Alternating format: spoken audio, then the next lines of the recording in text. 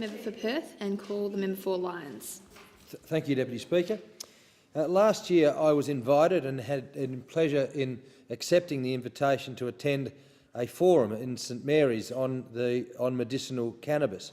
Around 50 people attended there to advocate for changes to legislation in this area.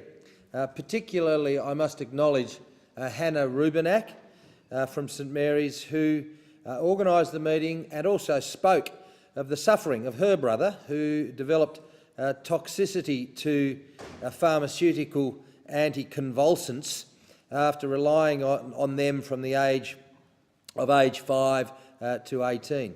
Cannabis oil has provided significant reductions of the seizures that her brother Tim had been suffering. He was suffering at least 10 severe tonic-clonic seizures and thousands of complex partial seizures each week, going up to 24 days between seizures since using the medicinal cannabis. In addition, now on some days Tim is able to walk without assistance, feed himself, have better body temperature regulation, indicate when he's in pain, do jigsaw puzzles, artwork, etc. He's able to watch a DVD right through for the first time in his life and understand the storyline, no longer having continual complex partial seizures that have interrupted his life. He had some control over his challenging behaviours. He has some control over his challenging behaviours and at times can understand the consequences, indeed, of those behaviours.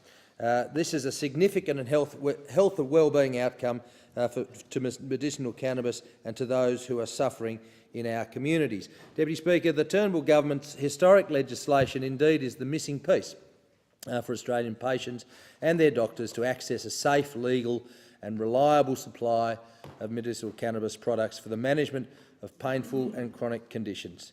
While there are existing mechanisms by which the medicinal cannabis from overseas can be accessed, the problem has been indeed limited supply and export barriers in some of those countries. So for the first time we will be able to produce these products here in Australia, and this will be very welcome by many people around the country.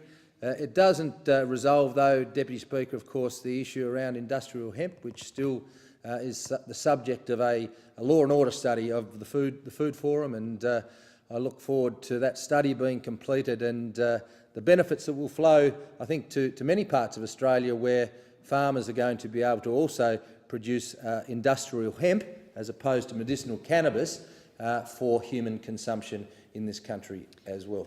Thank you.